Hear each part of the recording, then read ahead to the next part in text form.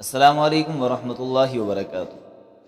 اذان کے دوران جس وقت اذان ہو رہی ہو اس وقت قرآن پاک کی تلاوت کرنا کیسا ہے؟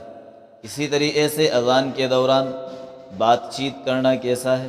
اگر اذان ہو رہی ہو تو اس وقت ٹوائلٹ وغیرہ میں جانا کیسا ہے؟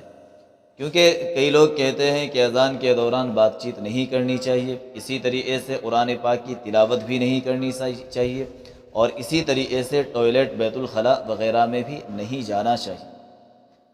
کئی لوگوں کو ہم نے خود بھی یہ بات کہتے ہوئے سنا کہ جو آدمی اذان کے دوران بات چیت کرے گا یا قرآن پاک کی تلاوت کرے گا، بات یہیں ختم نہیں ہوتی، یہاں تک کہتے ہیں کہ جو آدمی قرآن پاک کی تلاوت اذان کے وقت کرے گا اس کو مرتے وقت کلمہ نصیب نہیں ہوگا۔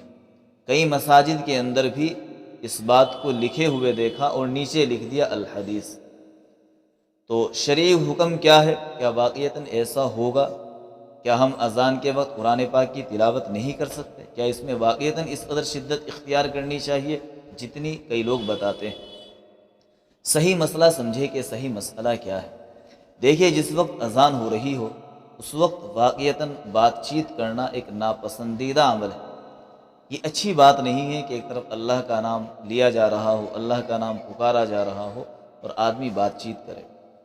لیکن اگر کسی آدمی کو ضرورت پڑ جائے تو بات چیت کرنے میں کوئی حرج نہیں ہے، بات چیت کر سکتے ہیں، ساتھ ساتھ میں اذان کا جواب بھی دیتے رہے۔ مان لیجیے آپ نے اذان کا جواب دیا، پھر کسی سے بات کرنے کی ضرورت پڑ گئی، بات بھی کر سکتے ہیں۔ بہتر یہ ہے کہ خاموشی کے ساتھ اذان سنی جائے۔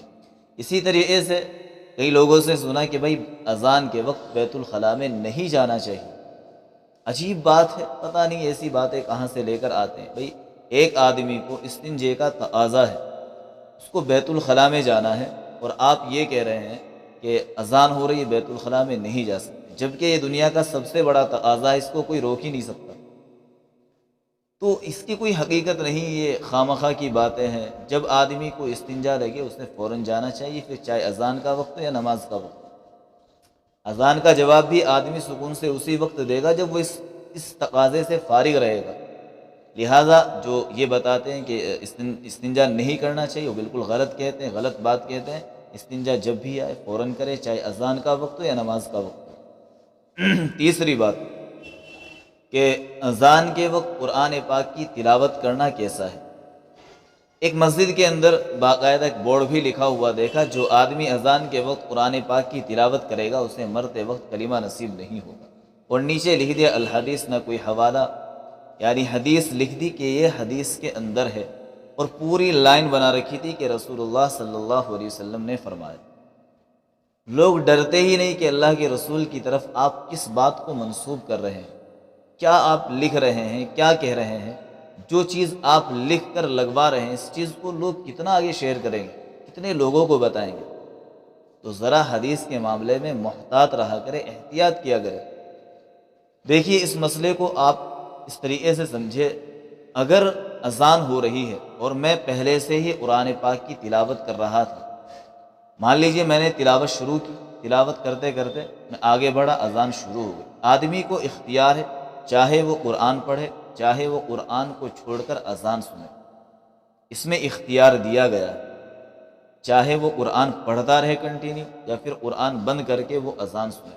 بہتر یہ ہے کہ وہ اذان سن لے، چونکہ قرآن وہ بعد میں بھی پڑھ سکتا ہے، لیکن اذان کا جواب پھر بعد میں دینا تھوڑا مشکل ہو جاتا ہے۔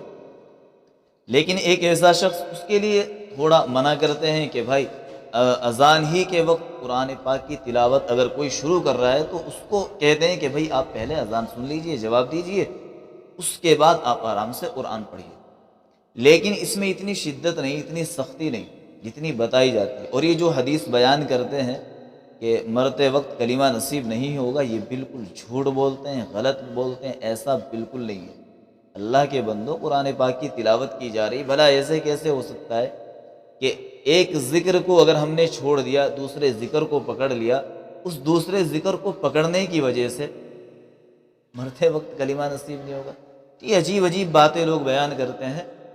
ان باتوں سے جو خاص طور سے عوام بیان کرتی ہے، ان سے جب ایسا لگے کہ یار یہ کچھ عجیب بتا رہا ہے، تھوڑا الگ بتا رہا ہے، پھر فوراً علماء کی طرف رجوع کرے، علماء کی ایک بڑی جماعت کی طرف رجوع کرے، کسی معتبر عالم سے پوچھے۔ یہ نہ کہے کہ میں نے واٹس ایپ پر پڑھا تھا، فیس بک پر پڑھا تھا، یا فلاں بزرگ نے کہا تھا۔ نہیں نہیں، یہ کوئی دلیل نہیں ہوتی، بلکہ دلیل یہ ہوتی ہے جو آپ کے قریب کے علماء ہیں، جن پر آپ بھروسہ کرتے ہیں، جو آپ کی نظر میں سمجھدار ہے، یا آپ کی مسجد محلے کے جو امام ہیں، آپ ان کے پاس بیٹھیے، ان سے جا کر مسئلے کا صحیح حل نکلوائیے کہ یہ بات میں نے فلاں شخص سے سنی، کیا یہ صحیح ہے یا یہ پھر غلط ہے۔ بہت چیزیں ہمارے سماج کے اندر، معاشرے کے اندر ایسی چل رہی ہے جن کا اسلام سے دور دور تک تعلق نہیں، لیکن لوگ اسلام سمجھ کر کر رہے ہیں۔ لہٰذا یہ تینوں چیزیں جو اس وقت مجھے بتانی تھی میں نے بتا دی۔ اگر آپ پہلے سے قرآن پڑھ رہے تھے تو آپ کو پڑھنے میں کوئی حرج نہیں، پڑھ سکتے ہیں، بعد میں اذان کا جواب دے سکتے ہیں، لیکن بہتر یہ ہے کہ اذان کا جواب دے دیا جائے۔